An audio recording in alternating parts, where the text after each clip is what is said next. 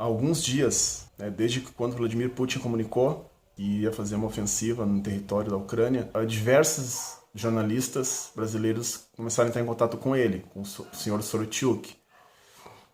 E ele passou meu número para todos os jornalistas.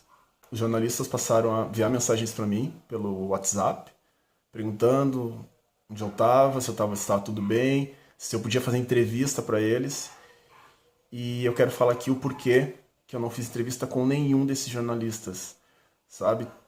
Muita gente entrou em contato, jornalista da Band News, Jornal Nacional, Fantástico, diversos meios de comunicação nacionais. E eu quero falar aqui rapidamente porque que eu não... Dois motivos pelas quais eu não dei entrevista para nenhum de vocês e a maioria de vocês eu não respondi. Primeiro, o primeiro jornalista que entrou em contato comigo foi o Alessandro, né, de acordo com o que ele informou, da Band FM, de São Paulo. Perguntou se eu poderia fazer uma entrevista falando sobre a guerra.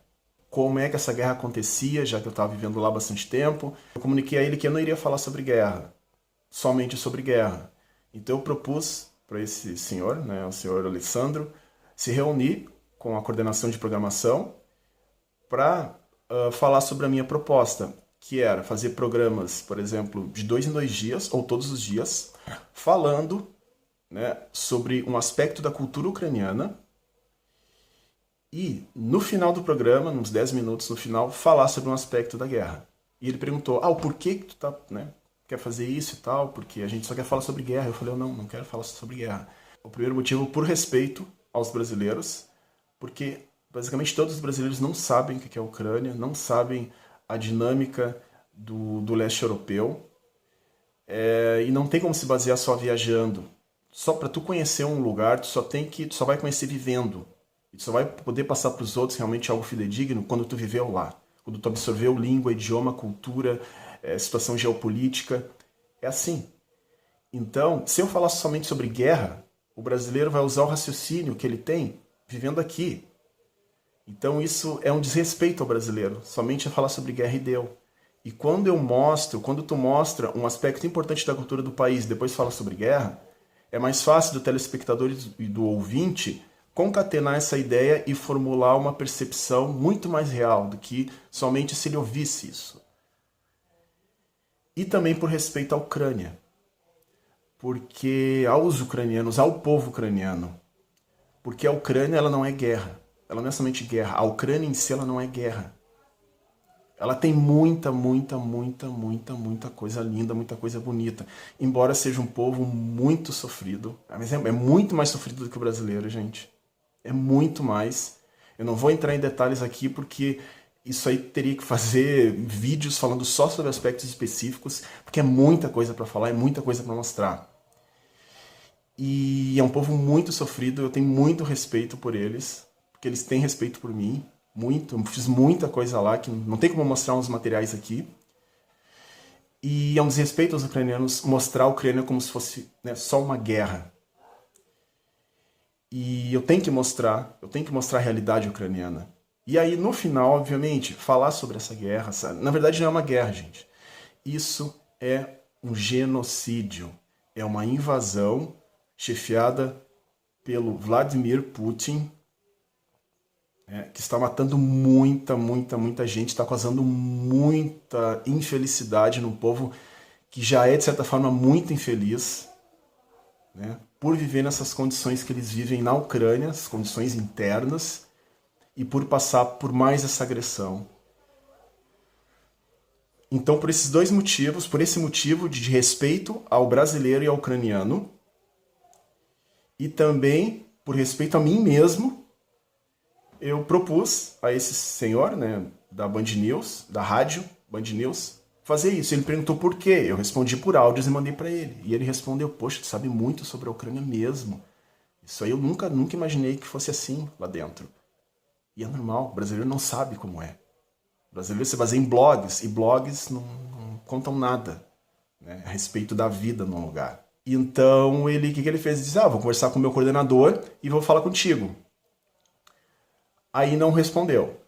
E aí no outro dia uma colega dele ligou, uma jornalista da Band TV, da Band News TV, e disse, Ah, eu sou colega do Alessandro, só que ele trabalha na rádio, eu trabalho na TV, eu sou âncora de um programa de TV em rede nacional, e nós ouvimos a entrevista que ele fez contigo, né? A gente adorou, né? O retorno foi ótimo da audiência, e eu quero fazer essa entrevista contigo pela TV, em rede nacional. Tu aceita? E eu falei pra ela, eu não fiz nenhuma entrevista pra ninguém. E ela disse. Foi aí que eu percebi que ele usou os materiais que eu mandei por áudio para explicar os motivos que eu não queria falar sobre guerra, e deu. E ele formulou essa entrevista sem me avisar nada. Então, a partir desse momento, eu decidi não responder a nenhum jornalista.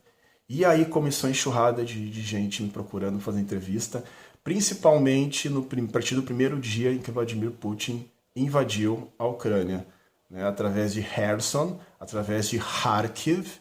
Não é Kharkiv, gente, é Kharkiv. Kharkiv na língua ucraniana e Kharkov na língua russa. E invadiu, né, já estava começando a invadir a capital Kyiv. E eu não respondi, gente. E por que eu não respondi? Primeiro, eu não quero falar só sobre guerra. A Ucrânia é muito mais do que isso. E segundo, eu comecei a receber mensagens, comecei a procurar meus amigos e amigas, porque é muita gente que eu conheço na Ucrânia, muita, e principalmente estudantes, né, e professores. E eu via que alguns enviavam mensagens chorando, né, principalmente as gurias. E eu pensei, eu vou ter que falar com essa gente, eu vou ter que acalmar essa gente. E eu fazia ligações de vídeo para os meus amigos. As emissoras entravam em contato e umas tentavam ligar, né, através de ligação de vídeo pelo WhatsApp.